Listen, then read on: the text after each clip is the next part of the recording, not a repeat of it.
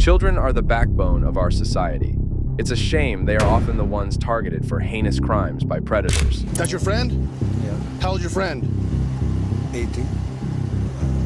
That girl's not 18? Was later also charged with multiple counts of rape. Prosecutors allege he began a relationship with one of the 13-year-olds in his vehicle back when she was 12. This is why we need the utmost protection for them, in the form of an excellent police force. Here are 5 cases where the police intervened and put a stop to dishonorable crimes toward minors.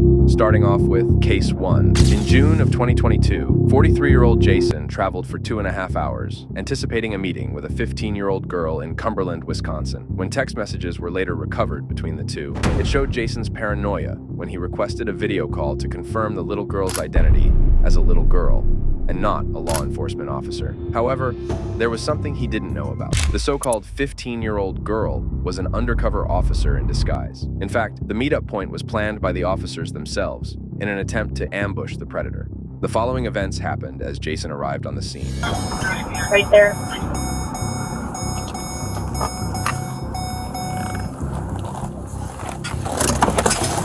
Driver, put your hands up! Put your hands out the window! Slowly grab your keys and step out of your vehicle. Hands up, face away from me. Step out, face away from me. Face away from me. Slowly walk back with their hands up. Face away. Keep walking, keep walking, keep walking. Face away, keep walking, stop. Get down on your knees. Put your hands like that. Behind your back.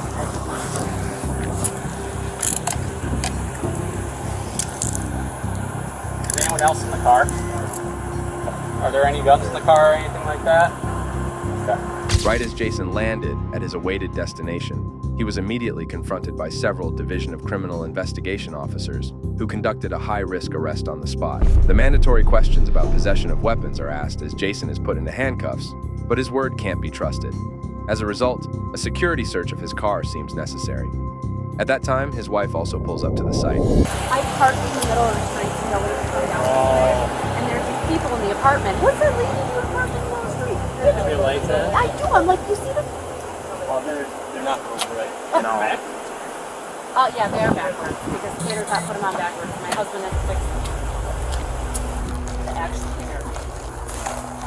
Jason is found to be a surgical technician, quite an insult to such a noble profession. When questioning his wife, she denies having any knowledge about Jason's predatory nature. It is a shame for that wife, being married with 2 kids to someone with such a respectable job, only to realize he's cheating on her with a literal child. So there's a whole bunch of bags and stuff inside, and I see there's like shooting targets, so there might be a gun in there somewhere. But yeah, just take pictures of everything and then just grab anything you find. So I'm gonna go back inside there. Electronics, we need to take. Did he have a phone on him, or is it in the car? It's in the car, I Okay. believe. He did not have a phone on him, but he should have 2 phones. Okay, so this pretty much take anything? Anything electronic and anything, like he said he was going to bring protection if he was going to use it, so anything like that, and then... Yeah, if there's condoms or anything related to this, let's picture everything photograph else it, then. Yep. and then you'll take it as evidence. Yeah. We'll help and search your vehicle. Yeah. Okay. So we'll go back and we'll do the interview. Yeah, and then we'll just we'll do all the inventory stuff. Okay.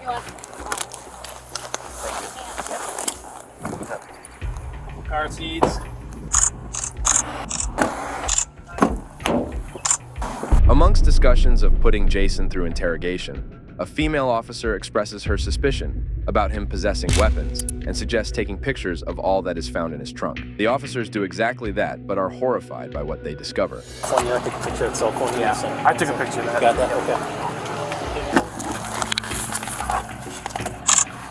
Can you take a picture of that lube that was in that bag?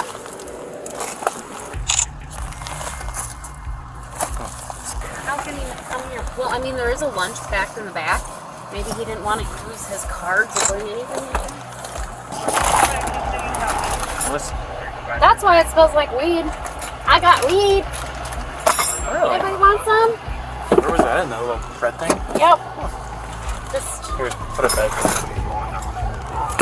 Unsurprisingly, objects like lubricants, a loaded 9mm handgun, and a bag of marijuana were found. God knows what evil intentions he had while arriving on the scene today. But what is truly upsetting is the car seats in the back of his vehicle. As a father of 2 children, it is disgusting for him to see other children this way. After this, Jason is taken down to the station.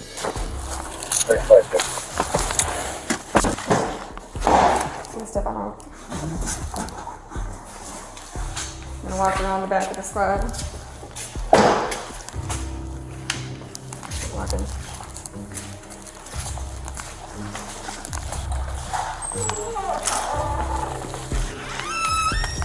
Go back into that room. Not at the moment. Let's get down over here for.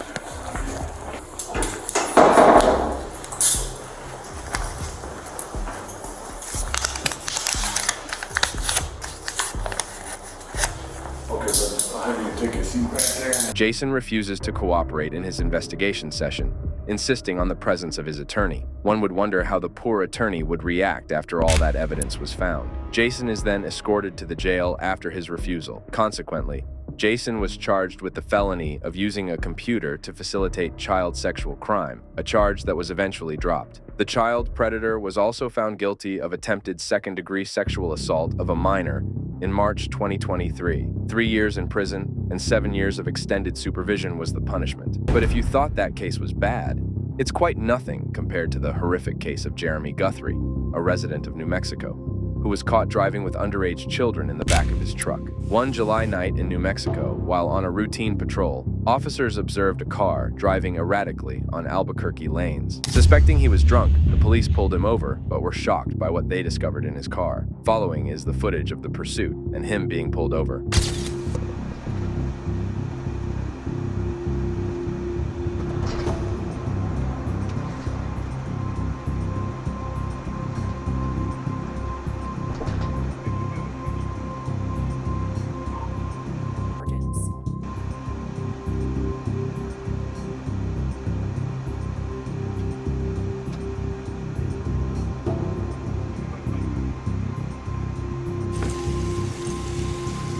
Officers are on the trail of Jeremy Guthrie, who is seen swerving dangerously on Albuquerque lanes. They expect this to be a normal DUI case when they finally pull him over, and the following confrontation takes place between Jeremy and the officer.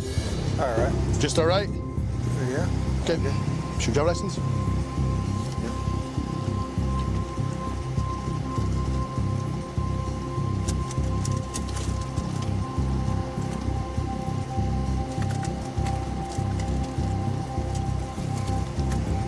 There's your wallet right there between your legs. Sorry.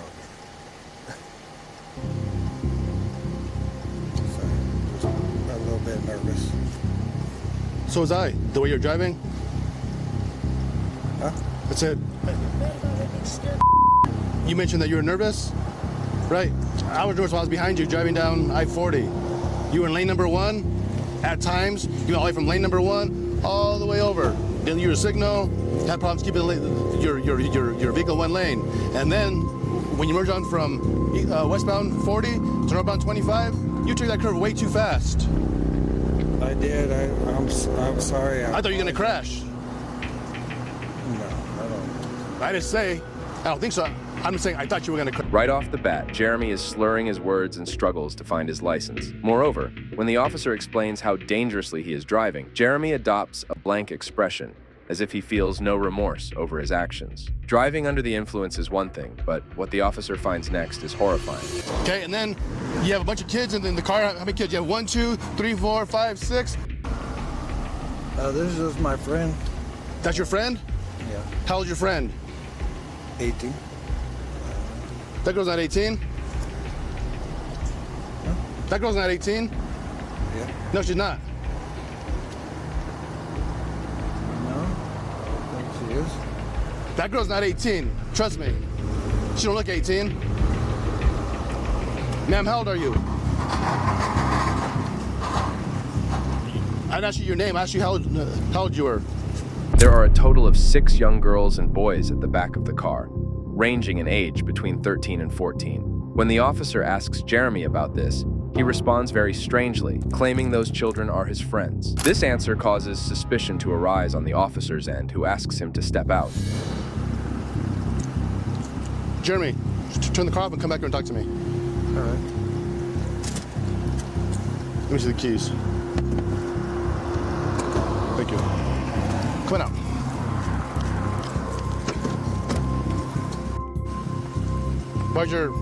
Why's your zipper, your buttons down in your crotch? Well, I probably just forgot. Okay. I'll button my zipper. Yeah, please button your zipper. Yeah. I mean, I had to take like a piss and.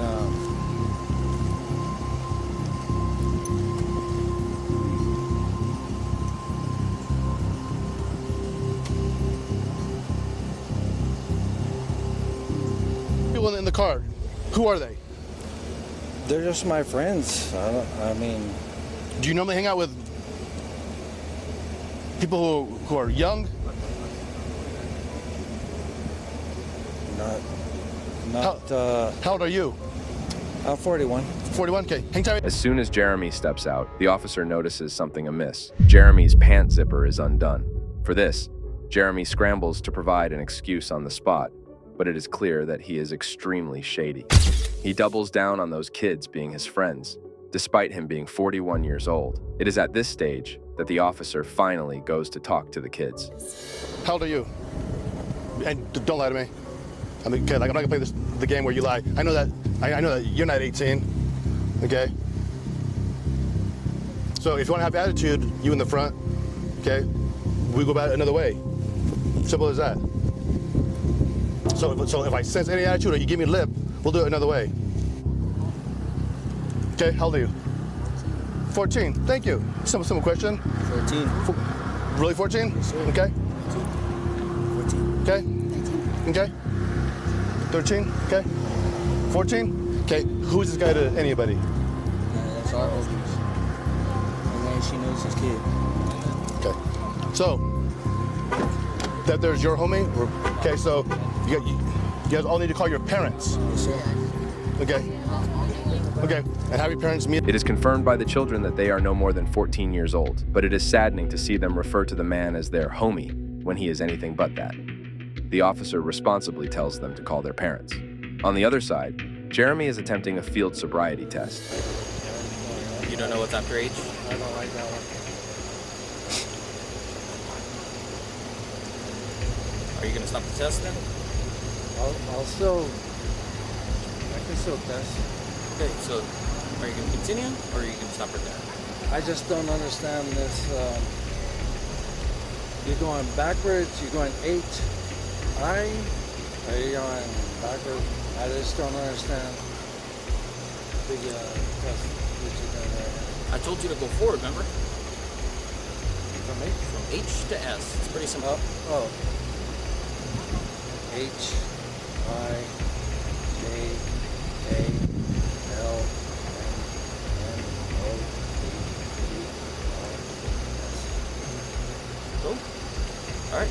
I just didn't understand what you wanted to. Yeah. All right. Go and stand up, bro. Go and stand up. Go and turn around for me. Go and turn around. Go and turn around. All right. So you're gonna be placed under arrest for DWI, okay? His gestures show that Jeremy is extremely intoxicated and, after failing the sobriety test, he is placed into handcuffs. The grisly details of his crimes are revealed only after he is taken into custody, as he raped 2 underage girls in the past, impregnating one of them. As a result, he is charged with driving under the influence, along with 6 counts of child abuse. But it only gets worse from here, as Samuel Bateman decided to fulfill his weird fantasies with minors by calling himself a self-proclaimed prophet of a cult. In August of 2022, state police in Flagstaff received a bone-chilling call from a witness who reported seeing a suspicious truck driving down the highway, spotting small fingers in a door gap on an enclosed trailer attached to the truck. The suspect, Samuel Bateman, was responsible for transporting underage girls, and his intentions for them were uncovered to be extremely villainous.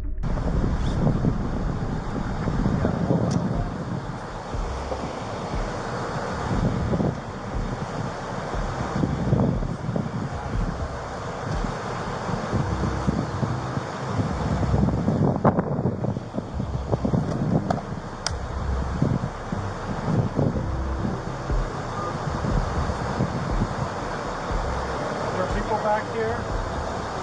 Well, let's get the GMC done first. No one else in the vehicle. There's no one in the bed of the truck. There's no one in the trailer. Let's get everyone out of the car. Come on out. Everyone out of the car.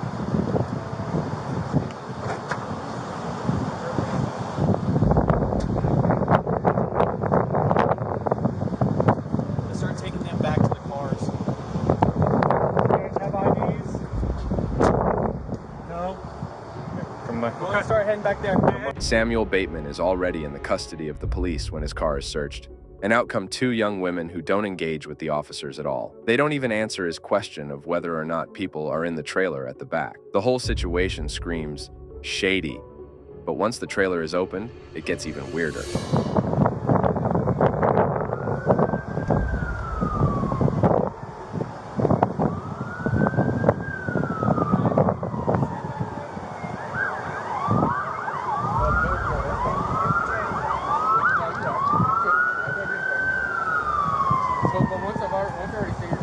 Ma'am, just keep your hands out of your pockets for me, okay? Take your ID from you. We can check everything out. And who else has ID? I got this. Identification. Do you guys have Got any? that one there. Any other ID? Nothing? You don't have ID cards? How old are you? 14. How old are you? 11? How old are you? 12? You? How old are you? How old are you? How old are you?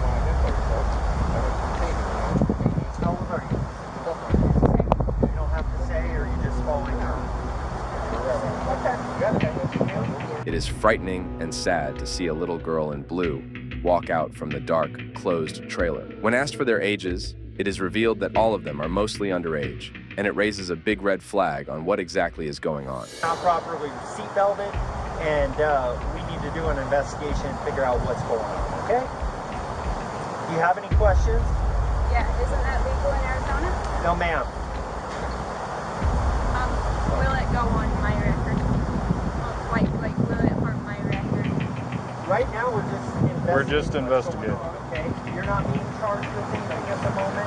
You're not free to go because we are conducting an investigation. What about him? At this point, he's detained right now. I don't know. Okay, I understand that, but like he said, once we do our investigation, we can figure this out. But we just need you guys to give us your names and stuff. No, ma'am. No. You're not going to decide the outcome of this. We will decide, and we'll let you know how everything's going to happen here, okay? Sound okay? The rest of the girls are undergoing investigation, and it is a shame they are unable to see the error of their ways. The woman in red seems to have adopted a defensive personality, being the only one slightly uncooperative.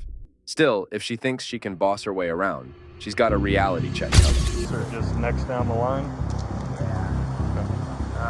I'll just stay with the names. Go.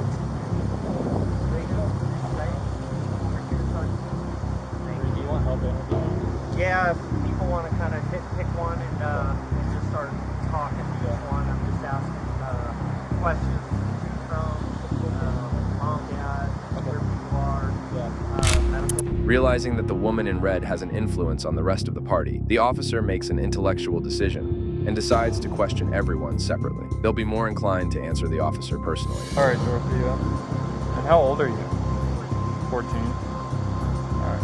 Well, I'm Deputy Mitchell. Okay, I'm with the sheriff's office. I just want to figure out what's going on here. Okay. So where were you guys headed to? I actually don't need to know for sure. You don't know for sure. How long have you been in Flagstaff?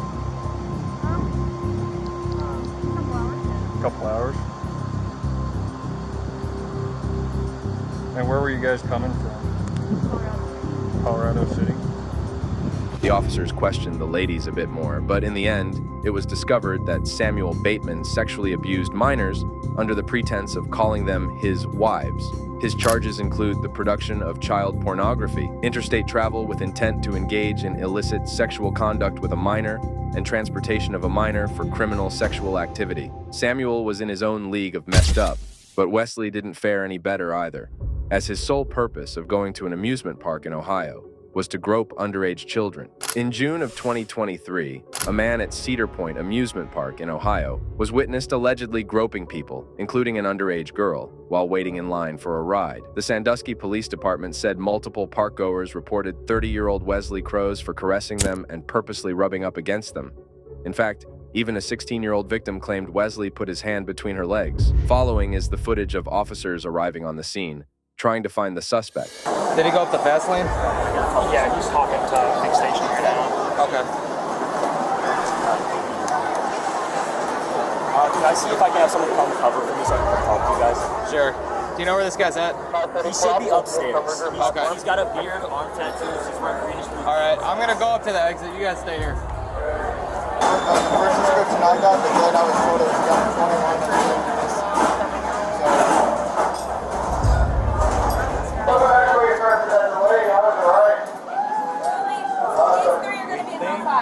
You have a different description. The one that approached is in the train on the left right now. Okay. We think, unless you have a different description. Guy with lots of arm tattoos and a beard. Arm tattoos and beard. Yeah. It's downright disgusting to visit an amusement park where defenseless children are around to have a good time, and then look at those innocent souls with evil intentions. The witnesses describe the suspect in the best way they can, and as the officer waits outside a ride he was last spotted at, he suddenly spots Wesley. Excuse me, sir. Officer O'Connell, Sandusky Police. Can you step over here, please?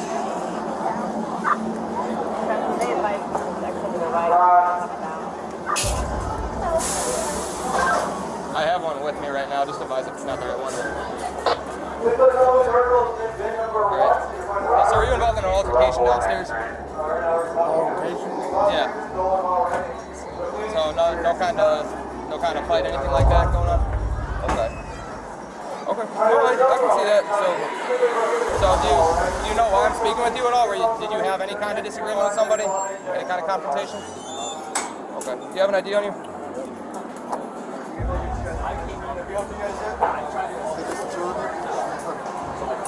Appreciate it. The officer asked Wesley to step aside. However, there is something interesting to note here. Wesley doesn't ask the officer even once why he is being pulled aside. Rather, he silently complies. This shows that he knows why he has been called out. Moreover, his belt has no business being in his hand. Rather, it should be around his jeans. At that moment, another officer pulls up as well and passes this comment. Can you put that back on?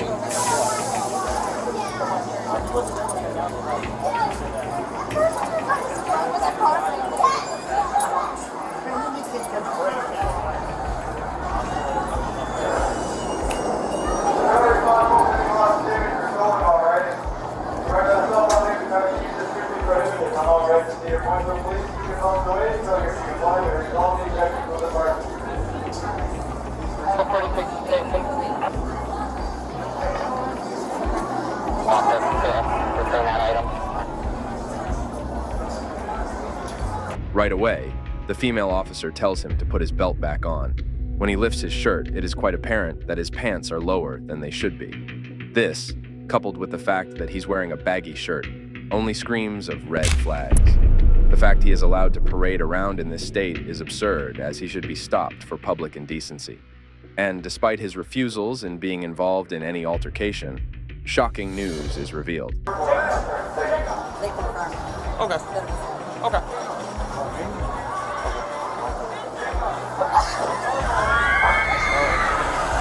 Here's a man who, whatever happened down there, I mean, I wasn't there to see it, but yeah, listen, whatever happened down there, I wasn't there to see it, but they don't want to press charges. But if Richland County doesn't want you, you're going to have to speak to these gentlemen from security. They might ask you to leave the park for the day. Okay? So we're waiting to hear back on a possible warrant hit. Are you going to 27 him if we're not taking him? I'll call quick. Okay, all right.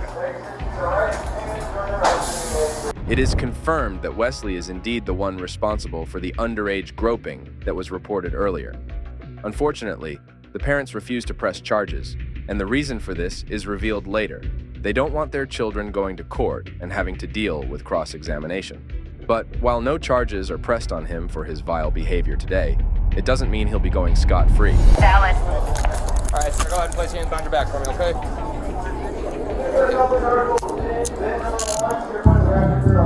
He's in custody. Are they going to come get him, or do they want to relay?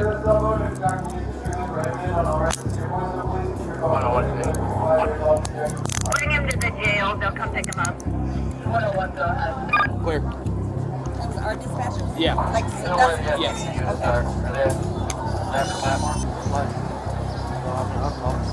So you on a warrant through Richland County. I don't know what it's for, but they want you, so we got to place you in custody, okay? Apparently, Wesley has a prior warrant out for him by Richland County. God knows what Wesley has been up to, because he's definitely been committing crimes left, right, and center.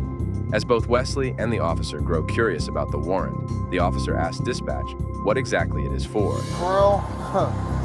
Warrant's a warrant, dude. I don't work for Richland County. That's made up right there. A possible drunk? No, it said it's the warrant is failure to appear for dangerous drugs.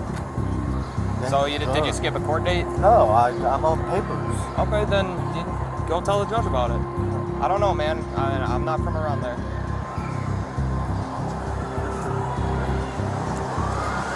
It is revealed the warrant is because of his failure to appear in court while being a suspect in a crime involving drugs. Of course, Wesley acts as if he has no idea what the officer is talking about. The officer has the best response for him, and that is to go talk to the judge about it. I'll be back.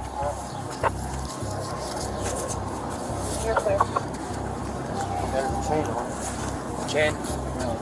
All right. All right.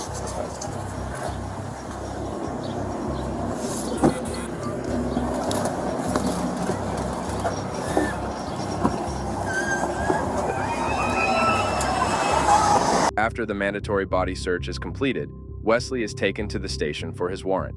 It is also revealed that he is currently on probation. However, none of that seems to affect him, as his predatory behavior is at an all-time high. Unfortunately, he receives no repercussions for his actions today, except for a simple misdemeanor charge. While Wesley kept his immoral behavior to public places, Ryan decided to show up at this minor 15-year-old girl's house, but there was a twist he wasn't expecting. In July of 2021, an investigator decided to pose as a 15-year-old girl online on a social media app, waiting to attract the attention of potential predators.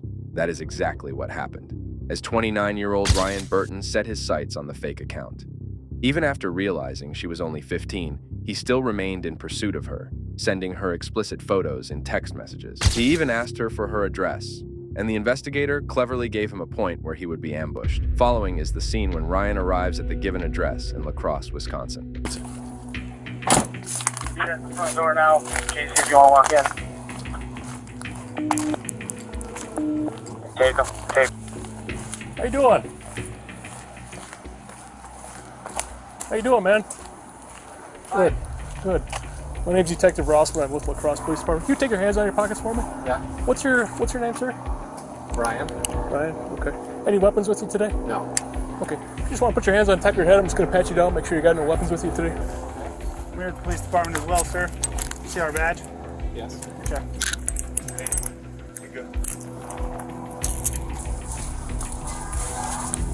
Right. You right? Yeah. Put your hands behind your back. It's comical how Ryan acts surprised, as if he isn't here to meet up with a minor girl, with whatever horrible intentions he may have. The officer that is patting him down is not in police uniform, because he is actually an undercover investigator. And today, they've caught a predator.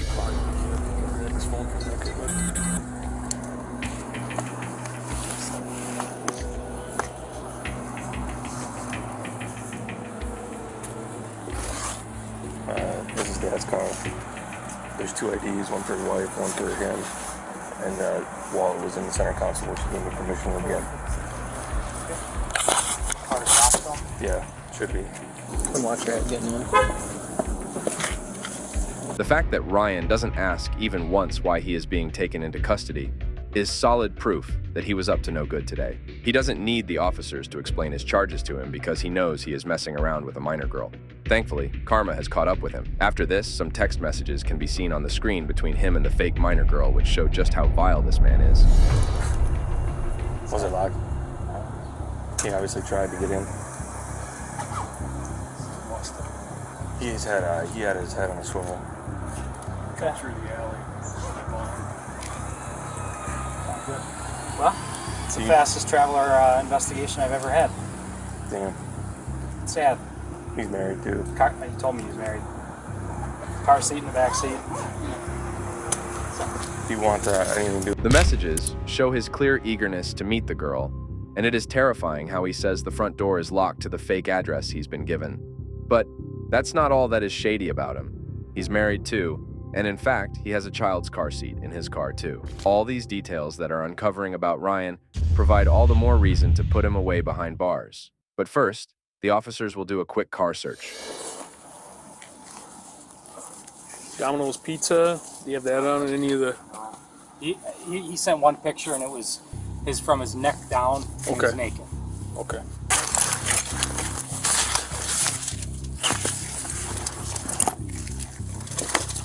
Both therapists mentioned that I had nonverbal cues that I was uncomfortable when talking about what happened. After some reflection, I think this is because I've always felt like I'm a good person, I'm kind, but this has turned me into a predator, and that makes me very uncomfortable. Wow. Why don't we just take that whole thing? Okay. During the car search, the nature of the explicit photos he has sent is also revealed. Apart from that, the officer discovers a diary in his car, where he admits to seeing therapists and reflects on his own predatory behavior. Realizing that this is solid evidence, the other officer asks this to be taken along. On the other hand, Ryan has finally reached the station, where he is taken to the interrogation room. You know why you're here? No. Okay. Well, I have an investigation that's open, and you're involved in it. Okay. All right, but it's a pretty serious allegation. So Ryan, obviously you're here. You were taken into custody this evening, okay, for a reason. I've got an open investigation. I investigate crimes against kids. Okay. All right. Does that ring a bell? No. Okay. You still have no idea why you're here? Ryan has his guard all the way up as he denies knowing the reason why he has been arrested, despite almost meeting up with a 15-year-old minor earlier. But if he thinks he can make a fool out of this officer, he's in for a reality check. However, grasping at straws, Ryan makes this decision. Okay. Don't want to talk? No. Okay. So what I'm going to do is I'm just going to put a line through there, and I'm just going to write didn't want to talk. Okay. Going to be going to the county jail tonight. All right. There'll be 2 charges. All right. One of them is the use of a computer to facilitate a child sex crime. Okay. And the second one is the attempted second-degree sexual assault of a child. Okay. All right. So I'll respect your wishes, and we're going to get you out of here as soon as we can. Since Ryan has refused to talk to the officer, he is immediately sent to jail instead. As a result of his heinous decisions today, he was charged with attempted second-degree sexual assault of a child and using a computer to facilitate a sex crime. Thanks for watching, and we'll see you in the next one.